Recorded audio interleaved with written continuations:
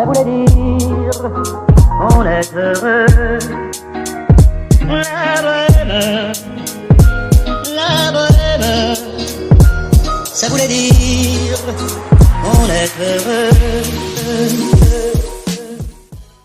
Estamos muy contentos de tenerlos todos aquí y tener a Ricardo nuevamente para que nos cuente todo sobre sus conocimientos sobre las situaciones y perspectivas de Argentina.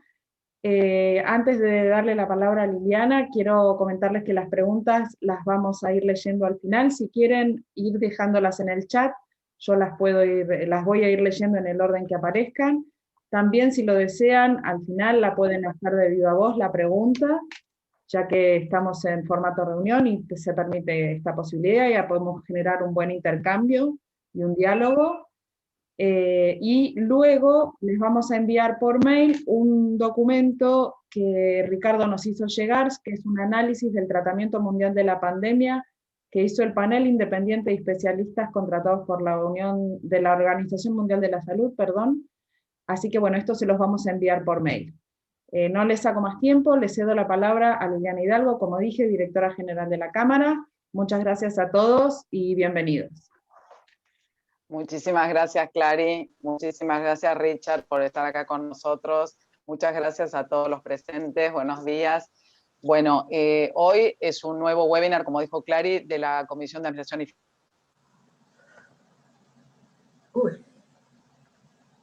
Se congeló la imagen de Liliana. Bueno, vamos a esperar un minutito a ver si ella vuelve. Liliana, se te congeló la imagen. Ah, perdón. A ver, ¿ahí me escuchan? Ahora sí te escuchamos.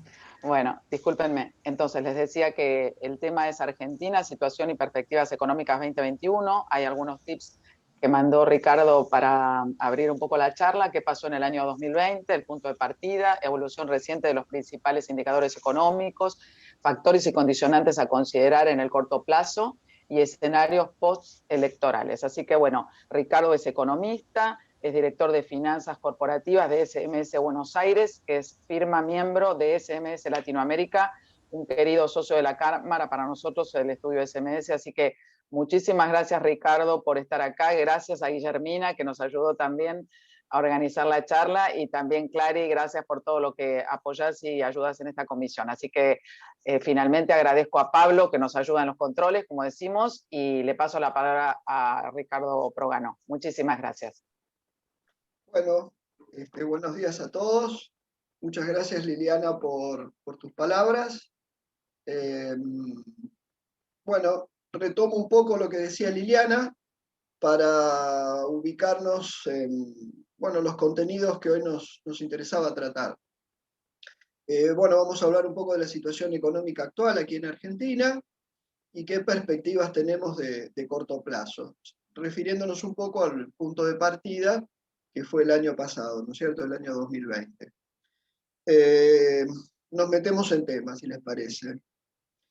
Este año está considerado por algunos analistas como un año corto, entre comillas. Un año corto porque es un año electoral y bueno, tenemos muy cerquita ya las primarias abiertas, simultáneas y obligatorias, ¿no es cierto?, las PASO. Aparentemente, por lo que ustedes saben, ha habido un acuerdo político para prorrogar este calendario, a pesar de que ya la justicia electoral había, digamos, dado su calendario. Aparentemente esto ahora se va a extender un poco más, y en vez de tener las PASO en agosto, las tenemos en septiembre, ¿no es cierto?, el 12 de septiembre. De cualquier manera, ustedes tienen que considerar que las PASO son una especie de gran encuesta, una encuesta monumental que se hace con vistas a las elecciones posteriores, que ahora serían el 14 de noviembre. Así que ese resultado va a ser muy importante, y además va a ser muy importante lo que pase antes de las PASO, porque en general los mercados se anticipan, a veces acertadamente, a veces no, a lo que pueden ser los resultados electorales. Así que, como digo, se ha dicho que este es un año corto, así que tenemos que considerar eso. Es un año muy particular al ser un año electoral, si bien, por supuesto, las elecciones son de medio término.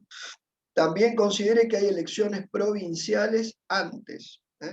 Misiones el 6 de junio, Jujuy el 27 de junio y Salta el 4 de julio. Salvo que estas convocatorias se modifiquen, porque esto tiene que ver básicamente con autoridades provinciales, ahí ya vamos a ir teniendo también un poco de idea con respecto a lo que está decidiendo el electorado en materia política. Así que, como les digo, ya el mes que viene empiezan las elecciones a nivel de las provincias, son temas que hay que tenerlos presentes.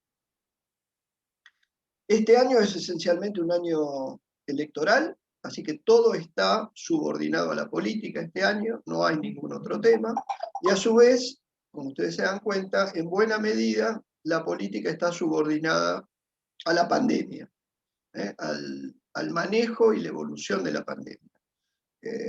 Acá consideren a nivel global, que según Johns Hopkins University, ya hay 160 millones de casos declarados en el mundo, seguramente son más, pero ese es el número que ha reunido Johns Hopkins, y hemos tenido ya 3.300.000 fallecidos desde que se fue declarada la pandemia. Estos son más o menos los números gruesos de la pandemia.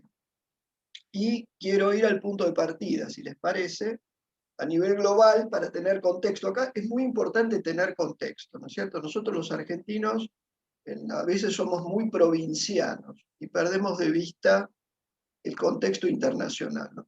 Nos tenemos que ubicar, tomar un poco de distancia de los problemas locales y ubicarnos en el contexto para ver cómo estamos parados, cómo nos ha ido. El punto de partida es 2020, para Argentina fue un año catastrófico.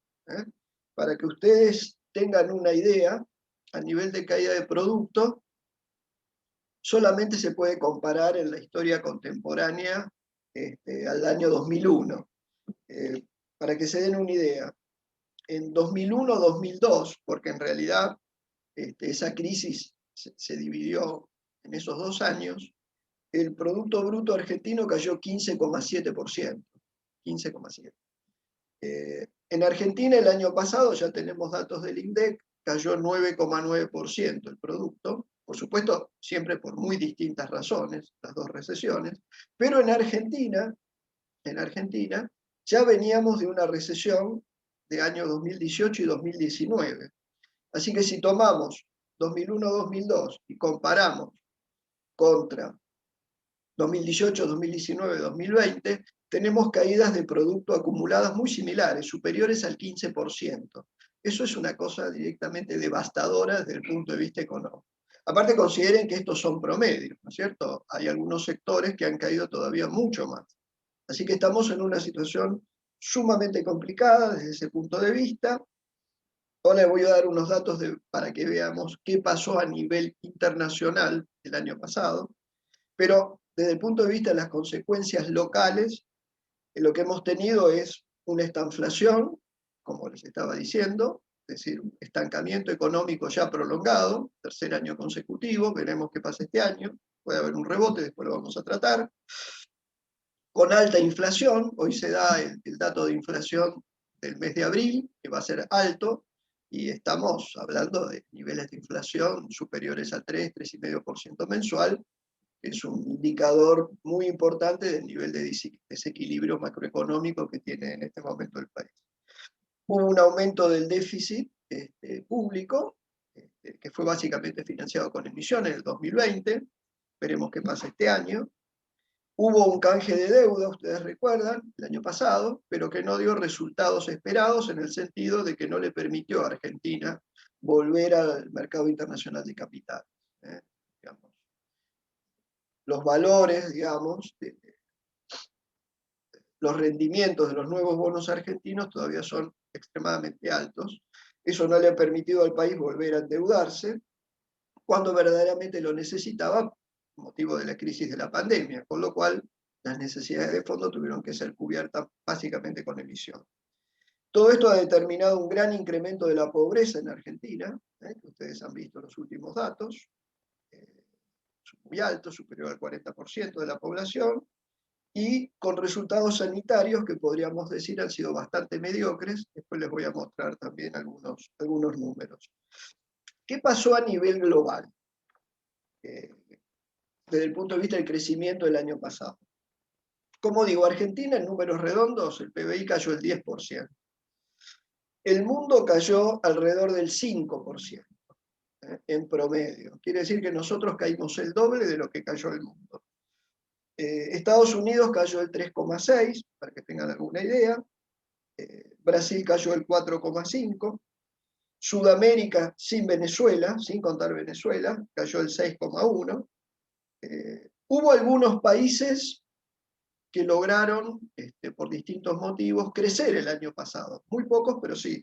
China, por ejemplo, que fue el que entró en recesión en el primer trimestre de 2020, terminó el año con un crecimiento del 2%, que es un crecimiento anémico, digamos, en términos chinos, pero que de cualquier manera fue importante.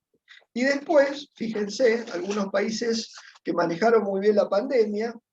Corea del Sur solamente cayó el 1%, Vietnam, que también manejó muy bien la pandemia, creció el 2,4%, y Taiwán, uno de los mejores también, creció el 3%. Así que ahí ha habido grandes diferencias. En el caso de, creo que tengo acá el dato de Francia, el dato oficial de Francia, Francia cayó más del 8% el producto del año pasado, pero Francia está considerado como un país que manejó muy mal la pandemia también. Ahora vamos a ver datos desde el exterior del tema de manejo de la pandemia. O sea, tuvimos un año muy malo desde el punto de vista internacional, el comercio internacional también cayó muy fuerte, pero, digamos, tenemos un poco de todo, ¿no es cierto? Argentina, por desgracia, está en el pelotón de los países a los que no le fue nada bien el año pasado, ¿no es cierto? Cayó, como les digo, el producto alrededor del 10%. ¿Qué pasó desde el punto de vista de la estrategia epidemiológica? Acá hay datos que ustedes deben haber visto en la prensa, pero que siempre se publican, digamos, de una manera fragmentaria. Así que yo les sugiero que vayan directamente a la fuente, que es Bloomberg. Bloomberg tiene un indicador que se llama Bloomberg COVID Resilience Ranking, que da datos una vez por mes. Yo acá tengo los datos del 25 de abril, todavía no tenemos los datos de mayo.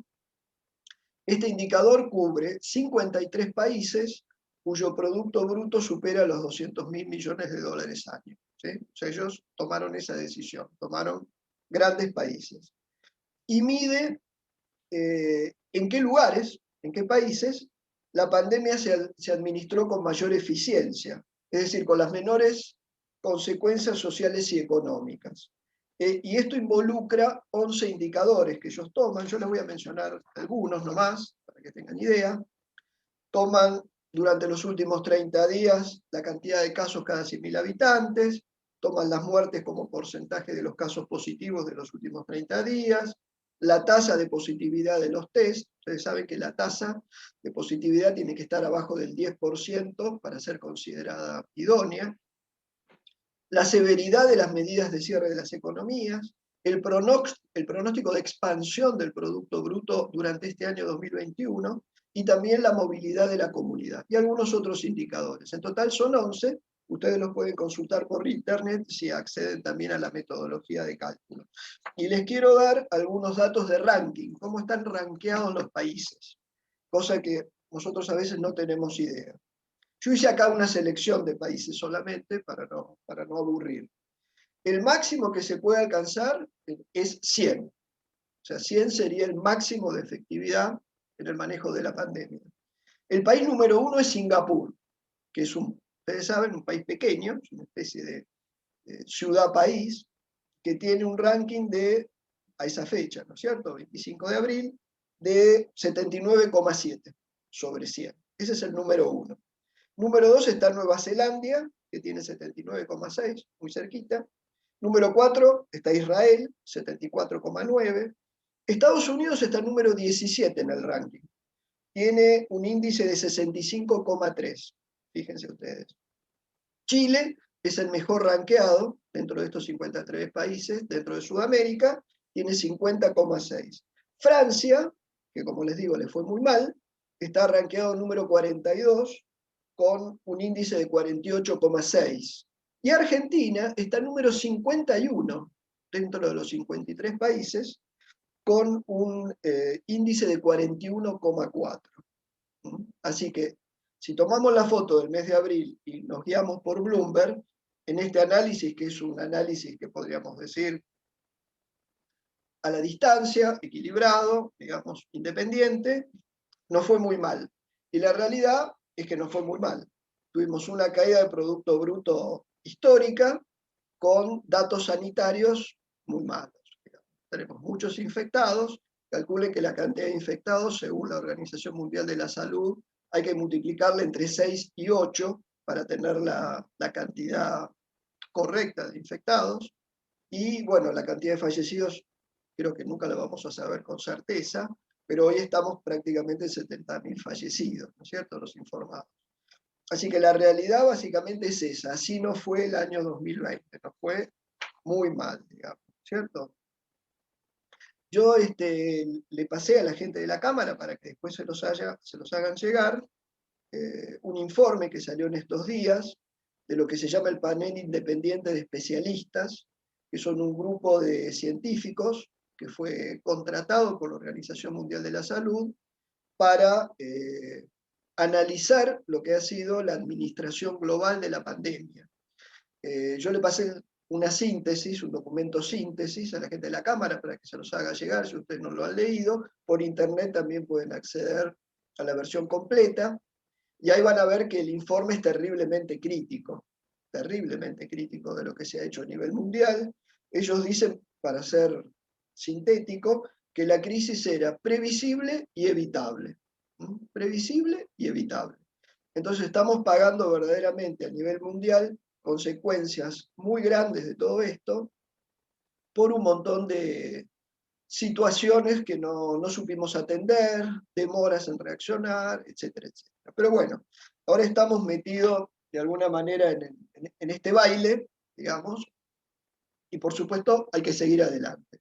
La buena noticia en esto es que, bueno, ustedes han visto que se han generado vacunas a un nivel, digamos, a una velocidad fenomenal, y que, bueno, ya hay buena parte de la población de varios países que está siendo, digamos, inmunizada, incluido Argentina. El problema es que, digamos, la distribución de esas vacunas, por supuesto, es muy particular, y hay países que todavía están muy atrás y probablemente no se logren inmunizar por todo este año, y nadie lo sabe, digamos. Argentina internacionalmente está en el segundo grupo, digamos así, de países que va a alcanzar un nivel, digamos, importante de inmunización entre mitad de este año y mitad del año que viene. Durante este año, básicamente los países desarrollados, con excepciones, los países desarrollados son los que van a lograr niveles de inmunización altos. Esto lo comento porque uno piensa que si esos niveles altos de inmunización se dan, desde el punto de vista económico también vamos a ver consecuencias positivas, ¿no? Por supuesto, acá tenemos todo tipo de situaciones, ¿no? Países desarrollados como Japón, que son súper lentísimos en materia de vacunación porque tienen protocolos internos muy rigurosos y van muy, muy lento, además por cuestiones culturales, y países africanos que es muy probable que nunca se inmunicen, con lo cual ahí también hay un problema para el futuro.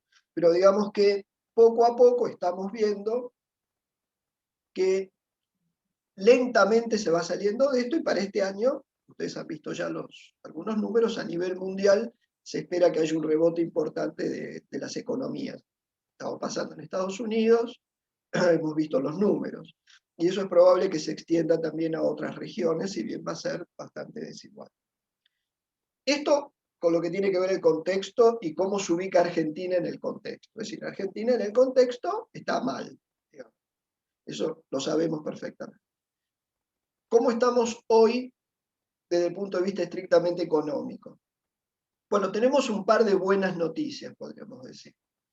Una, ustedes ya lo saben por la prensa, tenemos una suba de los precios de las materias primas a nivel internacional muy importante.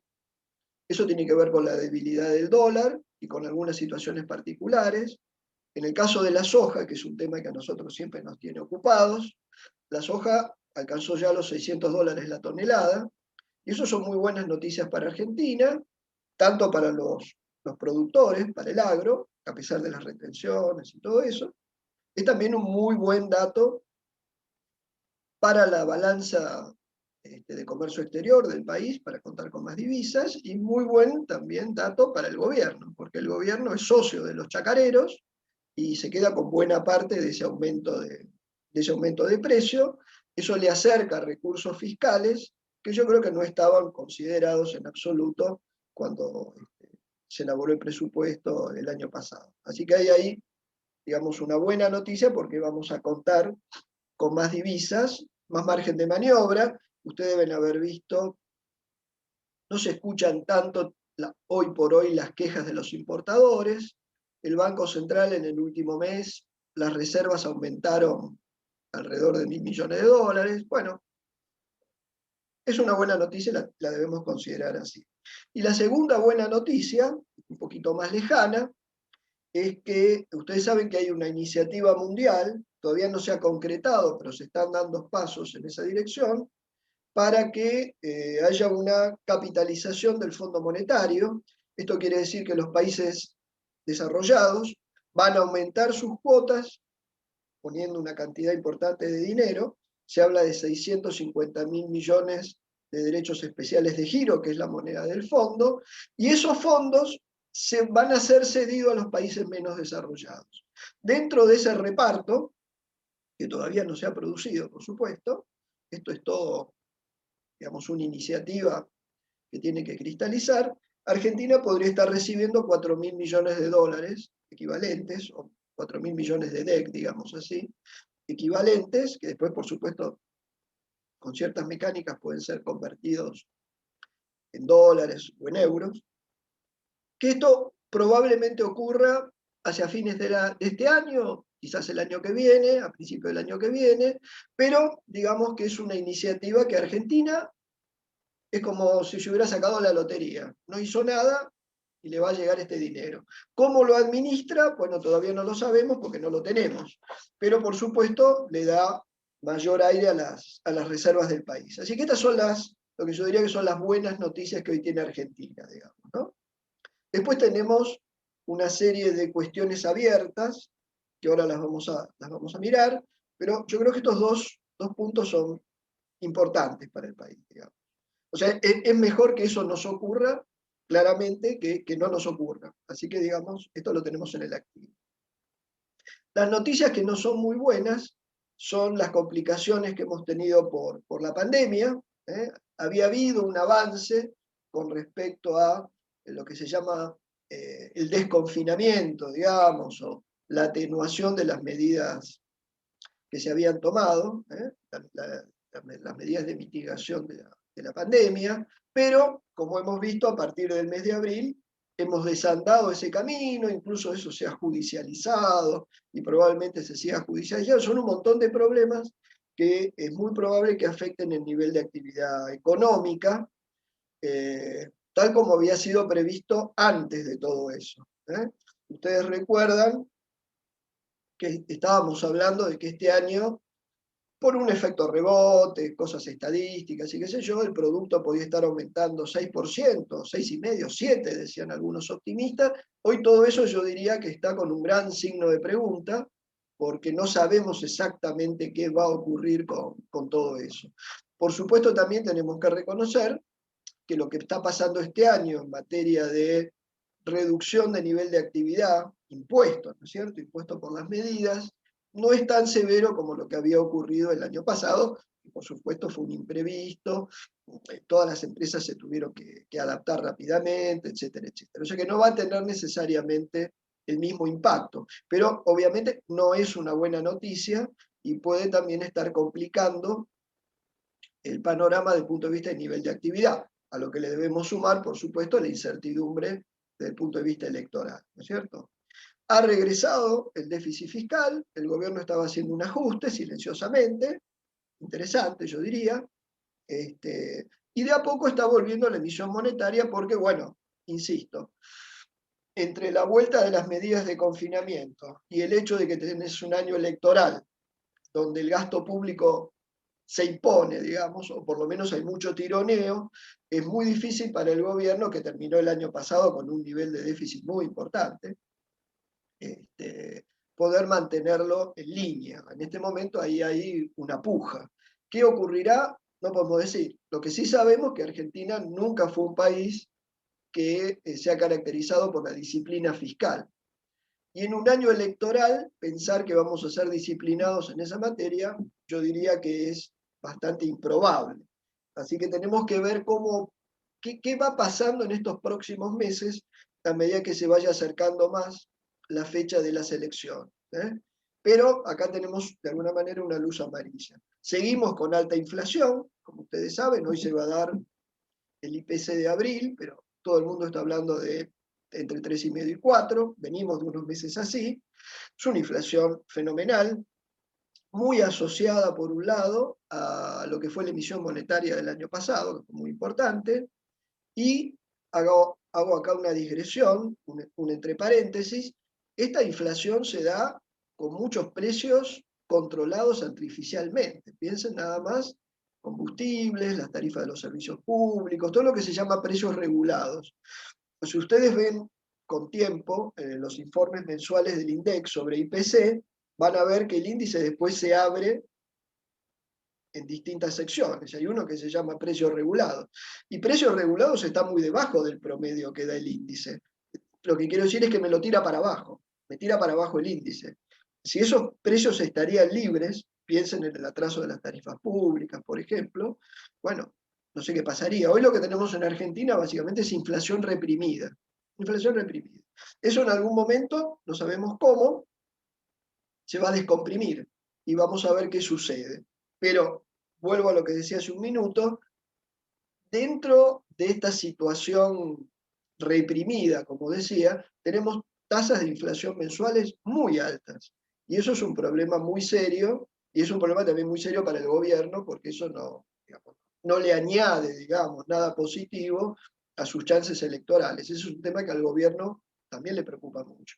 Y como hemos estado viendo, hay una puja en este momento en distintas, digamos así, áreas de gobierno para ver de qué manera se maneja esta cuestión, como digo, en un contexto general de, bueno, de tener que ser dispendioso en materia de gasto público por motivos electorales, ¿no es cierto? Es un tema complicado cómo se maneja esto. Y después tenemos, que ahora aparentemente el presidente está hablando de eso en Europa, tenemos los temas que tenemos los temas que el gobierno desea, digamos, patear para adelante, que básicamente son la deuda que tenemos con el Club de París, que tenemos que ir pagando este año, y la deuda que tenemos con el Fondo Monetario, que también tenemos que ir pagando este año. Bueno, esos temas están muy demorados. El gobierno ya el año pasado eligió una estrategia muy particular para ordenar, digamos, su sector externo. Lo que dicen en general los libros es que primero arreglo con el Fondo Monetario y después arreglo con los demás acreedores, porque todos me van a pedir un acuerdo con el fondo, que es el que de alguna manera está haciendo un guiño, es decir, bueno, el programa económico de esta gente puede caminar y yo estoy mirando los números, ¿no es cierto? Es una especie de auditor. El gobierno decidió no hacer eso y fue al revés. Primero arregló con los acreedores privados, que como decía hace un rato, fue una negociación que lo único que logró fue descomprimir, digamos, el panorama desde el punto de vista de los pagos, nos dio aire, pero no nos permitió el acceso al mercado internacional de capitales. Así que desde ese punto de vista fue un fracaso. Y ahora tenemos Club de París, que nos está pidiendo, por supuesto, arreglen con el fondo, y el fondo que nos dice, bueno, ustedes dirán lo que quieren hacer. Así que estamos en esa situación, parece que va a haber algún tipo de novedad. Mi opinión personal es que no creo que se resuelva nada demasiado trascendente hasta después de las elecciones, porque justamente por un motivo electoral el gobierno no puede estar haciendo un acuerdo con el fondo antes de las elecciones, así que probablemente esto se estire, quizás hay alguna noticia, no lo sé, pero el gobierno ha dicho que quiere ir a un programa de facilidades extendidas, que son programas hasta 10 años, y donde se requieren reformas estructurales. Y plantear eso este año, yo creo que es una cosa difícil. Así que lo que se dice por allí es que esto se podría estar postergando hacia fines de año, una cosa por el estilo. Aunque, como digo, quizás hay alguna noticia en estos días, algún waiver, quizás un pago parcial, no tengo la menor idea, pero no creo que haya nada, digamos así, demasiado trascendente, como digo, por razones políticas.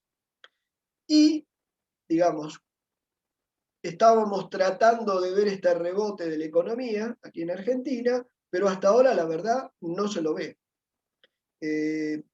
Yo les cuento el último dato que dio el INDEC del estimador mensual de la actividad económica, del EMAE. El EMAE se da todos los meses y es un indicador que de alguna manera pronostica o acompaña, por supuesto con otra metodología, lo que son los datos de Producto Bruto. Ustedes saben que los datos de Producto Bruto son trimestrales, el EMAE es mensual, así que nos permite hacer un seguimiento más cercano del nivel de actividad.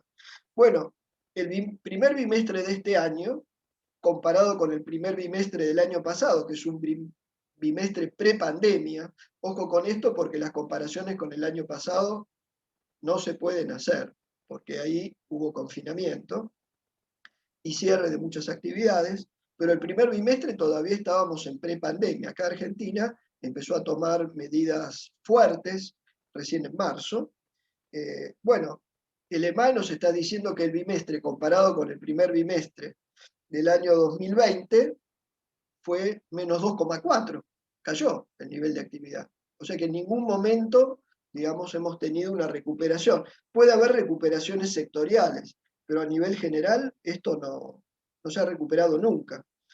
Con lo cual, como decía, ahora con estas nuevas medidas tenemos que estar muy atentos a los nuevos pronósticos de Producto Bruto, después los vamos a ver. Los sectores más castigados en ese bimestre han sido transporte y comunicaciones, hotelería y restaurantes, construcción, servicios comunitarios, sociales y personales. Básicamente son sectores que no pueden hacer trabajo remoto, en términos generales. Los sectores que pueden hacer teletrabajo, de alguna manera han estado un poco más protegidos, pero en términos generales no ha sido así. Así que esta es la situación, yo les diría, que tenemos hoy por hoy. ¿Qué puede pasar? Siempre supeditado al tema del resultado de las elecciones, que como digo, es el tema dominante de este año, el resultado de las elecciones. Y después vamos a hacer una pequeña referencia a eso, del qué puede pasar después. Yo les quiero pasar unos datos, les quiero comentar unos datos que ustedes también pueden acceder del último relevamiento de expectativas de mercado que publica el Banco Central. Ustedes saben que son encuestas que se hacen entre analistas. Estos son los datos del fin del mes de abril. La encuesta se hizo entre el 28 y el 30. Fíjense que fue antes de las nuevas medidas de confinamiento. Inmediatamente antes, si bien de algún modo se estaban previendo, ¿no? Acá hubo 42 participantes. Hubo 42 participantes, que participan en general consultoras, bancos, algunas universidades a veces, etc. Y ellos dan sus pronósticos. Y después el Banco Central presenta datos consolidados. Yo les voy a dar de algunas variables que me parecen importantes. Estas son medianas, no son promedios. En general no difieren mucho, pero podrían diferir. A mí me gusta más la mediana. Ustedes saben que la mediana es una medida de estadística, una medida de tendencia central de estadística, que a diferencia del promedio, lo que hace es tomar el valor central de toda la serie de datos, de todo el conjunto de datos, el que se ubica en el medio. ¿Sí? Yo digamos así, los ordeno de menor a mayor y tomo el que está en el medio. ¿Cuál es la ventaja de esta medida con respecto al promedio?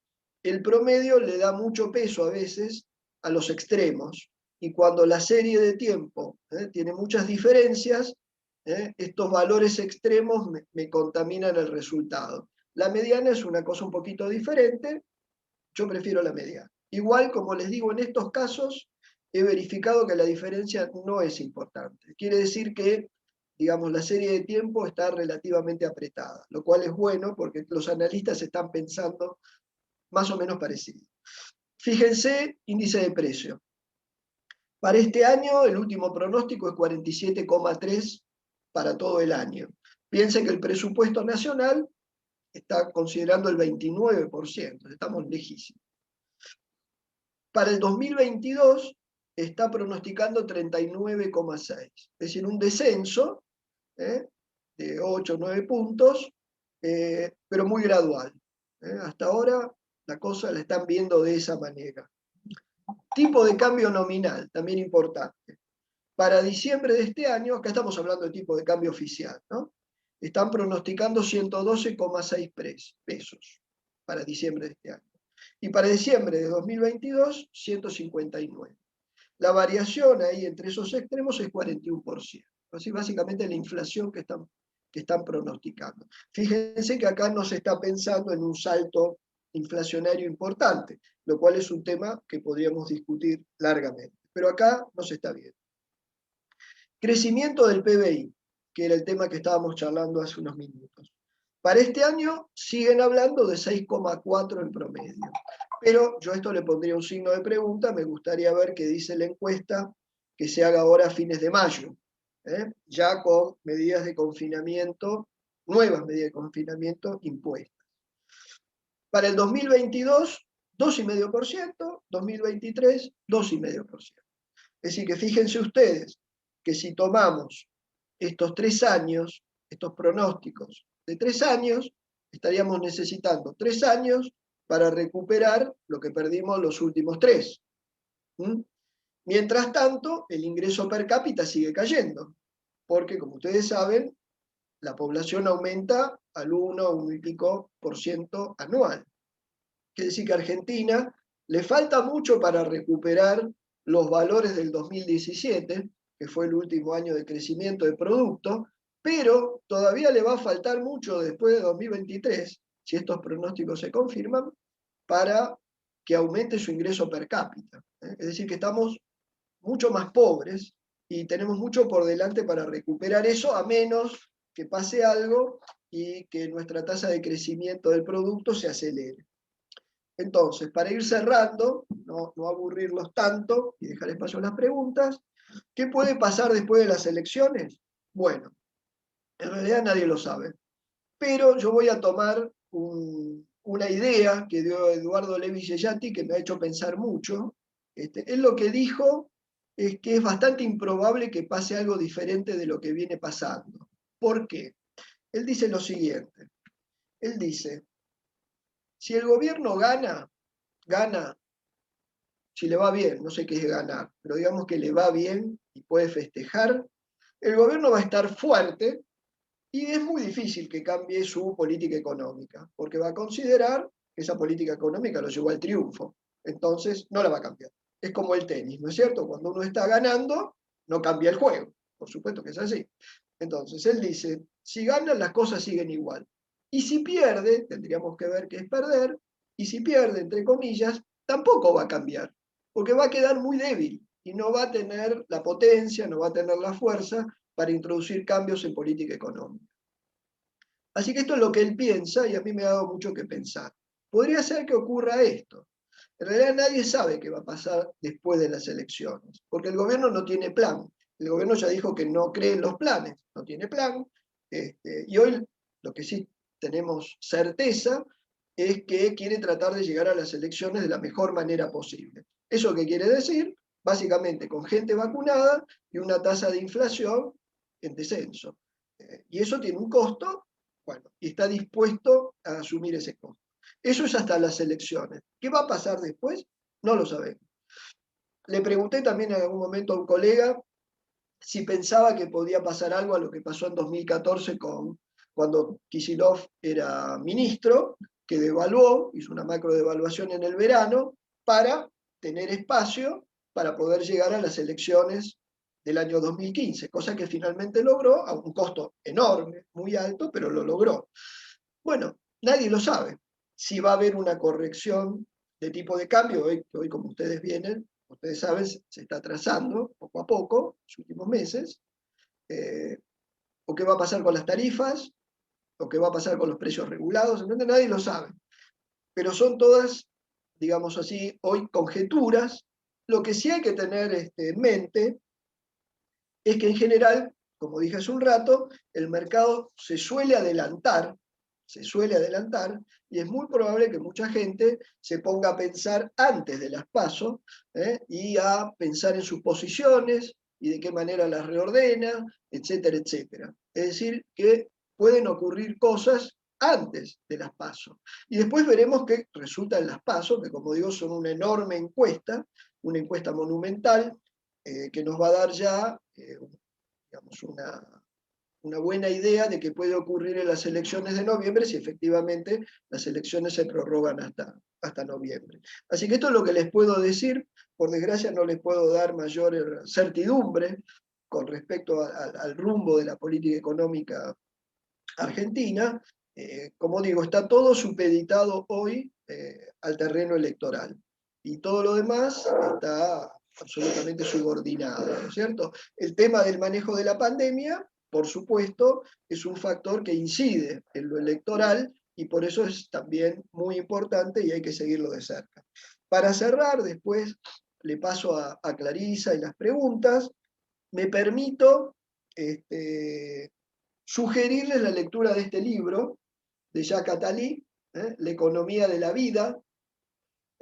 Ustedes seguramente lo conocen, Attali es toda una personalidad, asesor de presidentes de Francia, entre otras cosas, y este libro, el manuscrito, se terminó a fines de noviembre del año pasado, y Attali hace nos da su visión del tema de la pandemia, qué ocurrió, por qué se manejó tan mal, quiénes la manejaron bien, quiénes la manejaron mal, los problemas que ha traído y cómo ve él, digamos, cómo puede llegar a continuar esto.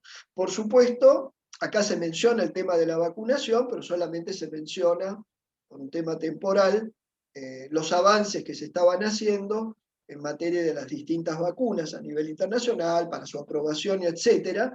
No se habla de lo que ha sido el avance de la vacunación en los distintos países, como digo, por un tema temporal, pero de cualquier manera es muy interesante leerlo.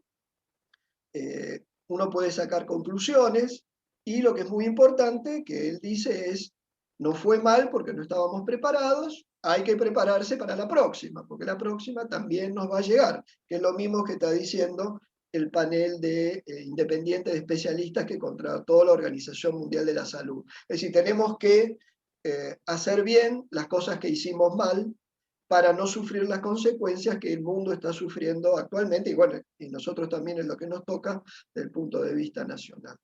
Así que les sugiero la lectura del libro, es un libro muy ameno, muy interesante, da mucho para pensar, y bueno, como les digo, Attali es una personalidad que yo creo que merece ser escuchada. Con esto cierro y le paso a Clarisa y me dirán ustedes si tienen alguna pregunta. Gracias, Ricardo. Súper interesante, la verdad que escucharte se pasa volando el tiempo. Acá comentaba Silvia en el chat y lo habíamos estado hablando con Liliana. Tuvimos la suerte de contar con la presencia del señor Attali en el Fórum Empresarial del año pasado, y en la revista Perspective presentamos este libro que vos nos estás recomendando. Y más abajo, Clara les pasa el link por si quieren ingresar a la revista Perspective y ver la nota sobre el libro. También pueden ahí tener un poco más de información sobre este libro que nos estás recomendando, Ricardo. Muy bien. Con respecto a las preguntas, tengo una pregunta de Enrique Prini Estebecorena del estudio Allende Ferrante, y que dice: llegamos a las elecciones con los dólares de la soja y del impuesto a la riqueza, armando el gobierno un escenario que puede engañar a los dos cordones del cono urbano que deciden las elecciones. Bueno, ese es el objetivo. La palabra engañar me parece un poco fuerte. Yo diría que ahí están los votos. Sí. Ahí están los votos. Es así. Argentina, digamos, es un país muy grande, pero ustedes saben que ya desde hace muchas décadas la población se concentra, digamos, en capital y conurbano. Capital tiene una población de alrededor de 3 millones de habitantes, histórica, es así, ya hace muchos años que tiene esa población, está estancada, y el gran crecimiento de la población, y donde hay, no sé, 15 millones de personas o algo por el estilo, hace rato que no hacemos un censo, pero eso es el conurbano es el que define las elecciones con nuestro sistema. Así que, digamos, ahí es donde tienen que apuntar, no solamente el oficialismo, ahí es donde van a apuntar todos y veremos qué pasa. Sí. Gracias, Ricardo. Silvia del Campo, de la Cámara, dice, si el Fondo Monetario Internacional pone a disposición fondo para países pobres y Argentina recibe algo, ¿esto no endeudará más? ¿Pagaremos intereses? ¿Y qué ganaremos con eso, salvo que no deberemos imprimir billetes? ¿No atraeremos inversiones y seguiremos con déficit de producción? Bueno, son Bueno, varias preguntas en una. Si querés te las voy leyendo. yo creo que está muy ansiosa. Pero yendo a lo que es el tema de los derechos especiales de giro, eso no es deuda, eso es un regalo que nos hacen. Es decir, los países ricos, digamos, los países, ahí está Silvia, Aplaude, Silvia. los países desarrollados van a poner plata en el fondo y va a haber un acuerdo para que esos derechos especiales de giro se distribuyan entre los países que no ponen, los países menos desarrollados, entre los que estamos nosotros. Así que eso no es endeudamiento, eso es un regalo que nos están haciendo, que después veremos cómo lo usamos. El tiempo dirá. Pero eso no es nueva deuda, digamos, ¿no? La deuda argentina sí ha seguido creciendo durante todo el año pasado, menos desde el punto de vista internacional, desde el punto de vista de la deuda externa, básicamente por la deuda interna, que la gente lo pierde de vista, ¿no? La deuda en moneda nacional, en bonos ajustables, etcétera, etcétera. El gobierno se ha seguido endeudando. Por supuesto, mucho de eso no habla porque no le gusta, pero la realidad es que la deuda argentina sigue creciendo, no es que no decrece. Claro. Y no crece más porque no nos prestan. Si nos prestarían, crecería más. Uh-huh. A nivel de reputación para la Argentina, si recibe esos fondos, regalos, ¿qué va a pasar? Bueno, habrá que ver digamos, la utilidad que le quiere dar el país. Ahí lo que se le puede decir a un país X, mirá, te doy, no sé, 1.000 millones, 2.000 millones de derechos especiales de giro, dame euros o dame dólares a cambio, y ese dinero lo utilizo, no sé, para lo que a mí me parezca. Puede ser para cancelar otras deudas, para gastarlo en no sé qué cosa, eso dependerá del país. Pero ese dinero, digamos, en primera instancia, no está, digamos. Estará, no sabemos cuándo. Aparentemente, como les digo, porque todo esto marcha muy lento a nivel internacional, aparentemente ya el G20 dio un ok y qué sé yo, pero bueno, eso lo tiene que aprobar el Fondo Monetario. Alguien dijo algo y no sé. Sí, no escuché. Quizás tenían abierto el micrófono y se... No, lo que digo es que todo eso tiene que avanzar desde el punto de vista formal. Supongo que ya prácticamente estamos a mitad de año. Quizás eso se define hacia fines de este año o principios del año que viene, veremos. Porque también ha habido mucha crítica internacional con respecto a, digamos, las demoras o la lentitud de los organismos en tomar decisiones en la crisis, ¿no? Veremos qué ocurre. De cualquier manera, es una iniciativa interesante porque hay países, nosotros lo perdemos de vista, en el mundo hay como 150 países, algo por el estilo, y hay muchos países, son mucho más pobres que Argentina, y tienen problemas muy serios y necesitan auxilio, ¿no? Veremos. Bueno, gracias. Tenemos varias preguntas que te las voy a ir leyendo. ¿Cómo no? La primera son dos de Jean Girard. ¿Qué probabilidades que se endurezcan más aún las restricciones de control de cambio y de importación? La primera. Y la segunda, fin de la doble indemnización y prohibición de despido para después de las elecciones, ¿no? Arranco por lo último. El gobierno está medio enamorado del tema este de la prohibición de los despidos y qué sé yo. Que cosas que igual en la realidad han ocurrido, digamos, ¿no? Pero estaba un poco enamorado de eso, me imagino que por presiones sindicales, etcétera. Probablemente eso continúe, pero eso no me parece que sea, digamos, tan relevante, porque me parece que en alguna medida esas cosas ya han venido ocurriendo. Pero es probable que la sigan, por un tiempo la sigan prorrogando, no me extrañaría eso. ¿No? O sea, está en la idiosincrasia de, digamos así, de este gobierno, ¿no? Okay.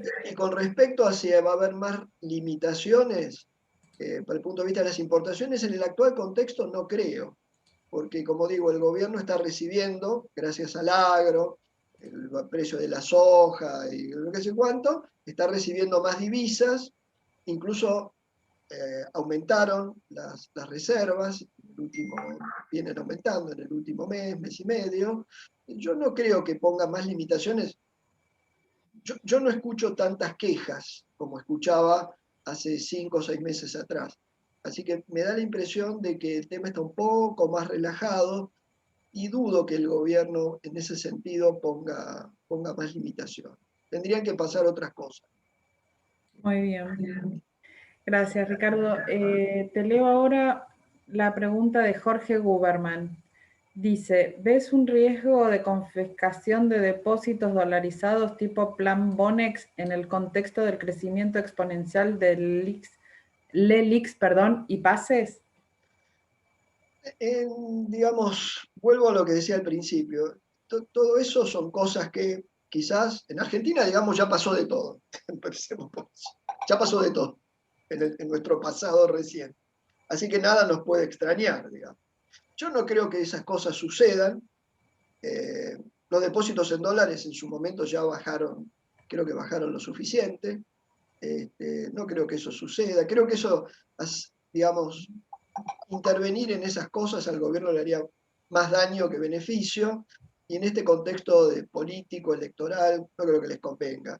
No lo creo. El tema de los LELIQ es un problema, porque ahí hay una masa de dinero fenomenal, entre LELIQs y pases, etc. El Banco Central tiene una deuda fenomenal que genera lo que algún momento conocimos, que era el famoso déficit cuasi fiscal, ¿no es cierto? Eso tiene que ser resuelto. Hasta ahora el gobierno no ha dado ninguna señal de que cómo lo va a resolver. No es nada sencillo. Por supuesto es un tema que en su momento ya se ventiló en la administración anterior, tampoco se hizo gran cosa. Yo creo que esos son temas que quedan para más adelante. Por ahora no creo que haya cambios en esa materia. Buenísimo. Bueno, y la última pregunta que tengo acá en el chat, después vemos si alguien más quiere agregar alguna otra pregunta, es, igual ya estamos llegando al final, es que de Walter Formica, ¿qué opinión tiene sobre una futura devaluación? Bueno, ahí diría lo siguiente. Devaluamos todos los días. No hay más que ver lo que hace el Banco Central. Lo que ha hecho el Banco Central tiene un crawling peg, digamos, no anunciado, no anunciado, y todos los días devalúa. Lo que viene ocurriendo es que en estos últimos meses ha ido reduciendo la tasa de devaluación del peso, ¿sí? Entonces hoy la tasa de devaluación del peso está bastante por debajo de la inflación. ¿Hasta cuándo va a seguir haciendo eso? Entendemos por qué lo quiere hacer. Lo quiere hacer porque su preocupación es tratar de bajar la tasa de inflación y quiere utilizar, entre comillas, al tipo de cambio como ancla. ¿Hasta cuándo lo va a seguir haciendo y hasta cuándo va a aguantar eso? Veremos. Pero como hoy Argentina tiene tanto control de cambio, digamos que lo puede hacer todavía por un buen tiempo. Y habrá que ver después cuando genera una corrección. Hoy una corrección, ustedes han visto lo que piensan los especialistas, en el corto plazo la corrección no parece ser demasiado necesaria, tenemos buenos precios internacionales, al exterior pagamos muy poco, las importaciones están administradas, bueno, yo creo que eso puede aguantar bastante, y habrá que ver en qué momento quieren hacer o no una corrección. Yo no lo podría decir. Eso, digamos, devaluar por devaluar no tiene sentido. Uno devalúa en el contexto de un conjunto de medidas, ¿no es cierto? De un plan de estabilización. Si no, hoy devalúo y mañana lo que devalúe se pierde porque la suba de precio me lo come. Si tendría que haber un plan, Ese plan nadie lo conoce. Así que yo diría que en el corto plazo no pensaría demasiado en tema de una macro devaluación. Por empezar, seguro no antes de las elecciones, porque eso le daría, digamos, muy malas noticias al gobierno. Sí tenemos que decir que hace mucho tiempo que estamos manteniendo una brecha cambiaria del orden del 50% o más, y eso para la economía es muy malo. Y a medida que eso se prolongue, bueno, las consecuencias negativas se van a ir incrementando. Es decir, ahí tenemos un problema. Pero ¿cómo lo resolvemos? Todavía no lo sabemos. Y como digo, una devaluación por motivos deportivos no tiene sentido hacerlo. Tendría que haber un plan. Y ese plan, la verdad que nadie lo conoce, nadie lo ve. Así que yo diría que en ese sentido no me preocuparía además, no me iría a dormir con esa preocupación en el corto plazo. El gobierno parece que ese tema hoy lo tiene controlado, pero tiene un problema. ¿Cómo lo resuelve el día de mañana? Veremos. Pero primero hay que esperar las elecciones. Ese es mi punto de vista. Quizá me equivoco, pero esa creo que es, me parece, hoy el gobierno, el oficialismo, tiene todas sus, digamos, ideas, digamos así, y sus intenciones concentradas en el resultado electoral que le resulta esencial para los 2 años siguientes y eventualmente las presidenciales del 23. Así que hoy está todo dirigido a eso, ese es el objetivo, y yo creo que todo lo demás queda supeditado, ¿no es cierto? Y así es. Ahí tenemos algo más de eso. Sí, Jean Girard pregunta, ¿y el Mercosur cómo van los avances? Yo creo que no van para ningún lado, me da la impresión, no sé. Ahí ustedes vieron que hay dos posiciones, hay una posición de que las cosas sigan como están, que creo que es la posición más o menos de Argentina, y la posición de otros miembros del Mercosur, que lo quieren ayornar, porque ha quedado, yo creo que bastante avejentado y lejos de los resultados que se esperaban en su momento. Está el tema del acuerdo con la Unión Europea, que habrá que ver cómo avanza. Este no es un gran momento para que esas cosas avancen, digo por el contexto internacional. Así que me parece que eso está como empantanado y no veo que ahí haya grandes, no sé, no soy un experto en comercio internacional, pero no me parece que eso hoy sea, digamos, un tema central para el gobierno. Lo que sí es cierto es que Argentina, bueno, está muy aislado en materia de acuerdos internacionales en materia comercial. O sea que ahí sí tiene mucho para avanzar, ¿cierto? Pero bueno, no, este gobierno no es muy, me parece, amigo de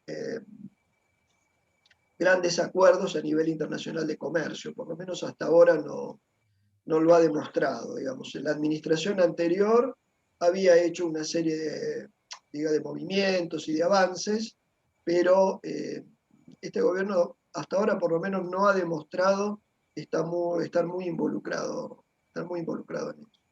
Bueno, muchas gracias, Ricardo. Bueno, no tenemos más preguntas. Sí les quiero comentar que en el chat hemos puesto una pequeña encuesta sobre el webinar. Si quisieran contestarla, solo tienen que cliquear en el link que aparece en el chat. Y nada más, es muy breve y para nosotros es súper importante porque nos ayuda a mejorar. Te agradezco por mi parte, Ricardo, súper interesante escucharte. A todos les agradezco la participación y les cedo ahora la palabra final de cierre a Liliana. Gracias. Gracias, Clary. Una cosita, Richard, que a mí me quedó, viste que está una pequeña pregunta, te robo un minutito más. Sí. La inflación de Estados Unidos salió ayer bastante alta. ¿Eso nos va a perjudicar bastante? ¿Cómo lo ves eso? Bueno, esos son datos que yo creo que hay que tomarlos con pinzas, porque, bueno, ahí me parece que está habiendo un reacomodamiento en Estados Unidos después de lo que fue la recesión del año pasado. Así que yo no me apresuraría mucho, digamos, a ver, qué es lo que nos puede preocupar de alguna manera, es que la Reserva Federal, para tratar de, digamos, prevenir un aumento de la inflación, aumente las tasas de interés, ¿no es cierto? Que están en niveles bajísimos. ¿Lo hará? ¿No lo hará? Bueno, no lo sabemos. Yo creo que es un poco pronto para tomar decisiones de ese tipo, y en general la Reserva Federal es muy prudente. Así que yo creo que ellos van a esperar un poco. Ustedes no se olviden que inflación no es el dato de un mes, que por otro lado, esos datos son siempre provisorios y después se terminan ajustando 6 meses después y nadie los ve, ¿no? La inflación es un proceso continuo, así que tiene que haber varios meses de una inflación elevada para ver qué pasa. Además, Estados Unidos, no se olviden, en estos últimos tiempos está teniendo problemas de abastecimiento de una cantidad de bienes producto de lo que fue la pandemia. Además, ahora ha tenido problemas con el mercado de los combustibles por un ciberataque a una empresa del sur de Estados Unidos, etcétera, etcétera. Yo tomaría todo eso con pinzas y seguiría el proceso para ver la Reserva Federal qué piensa de todo esto. Lo que puede pasar es que suba la tasa de interés internacional, lo cual podría llevar a una caída de determinados activos, incluso de las materias primas. La soja hasta ahora se mantiene porque también hay otras variables que están afectando el mercado de esta materia prima, pero podría haber algún tipo de corrección. No sé Argentina mucho qué le dice, porque Argentina igual no se puede endeudar, aunque quisiera, en el mercado internacional, pero bueno, podría ocurrir, como digo, algún tipo de corrección en los precios de activos, los flujos financieros, etcétera. Pero yo creo que para salir de este pantano, me parece a mí, yo creo que la Reserva Federal se va a tomar un tiempo para reflexionar sobre esto y va a esperar más datos, ¿no? Ahí hay que estar atentos y ver qué piensa la Reserva, ¿no? Igual creo que ha habido ya hoy, por algo que escuché a la mañana, alguna corrección en algunos mercados de precios a la baja, pero creo que no afectó todavía demasiado a las materias primas. Hay que esperar unos días, ¿no? No hay que ser muy ansioso con todo esto. Buenísimo, Ricardo, muchísimas gracias. La verdad que te agradecemos un montón que todos los años sos tan generoso con tu tiempo, y a SMS Argentina y Latinoamérica, que permiten que vos estés acá, a todo el equipo de ahí de SMS que nos siguen mucho en todas las actividades, así que la verdad que es un lujo para nosotros poder proponerles a nuestros socios una locución de la calidad con la que la das vos, así que 1.000.000 de gracias, Richard, por estar acá una vez más. Gracias a ustedes por darme la oportunidad. Lamento si no he podido ser más aseverativo con algunas cosas, digamos, pero la situación es demasiado dinámica, digamos, para tratar de dar mucha certeza, ¿no?, en algunas cuestiones. Pero bueno, es la situación que vivimos. Sí, por supuesto, comprendemos perfectamente. Así que bueno, nos vemos la próxima. Les agradezco a todos la presencia, a Clary, a Pablo, a Silvia, de equipo, a Clarita y a todo el equipo de la Cámara que nos me ayuda. Y un beso grande y hasta la próxima. Que estén todos muy bien. Gracias a Chau, todos. gente. Hasta la Gracias, próxima. Ricardo. Gracias, Liliana, Clarisa, a todos. Gracias a Gustavo Adiós. Sí, Gustavo, muchísimas gracias por estar acá con nosotros. Muy interesante, Ricardo. Gracias por la presentación. Al contrario, que siga muy bien. A ustedes. Hasta luego. Adiós. Gracias, Gus, que estás ahí siempre con nosotros. Chau, chau. Como siempre. Bye, bye. Que Como sigan bien. siempre, Hasta la firme. próxima. Gracias. Chao. Chao, Chau, chao. chau. Hasta luego.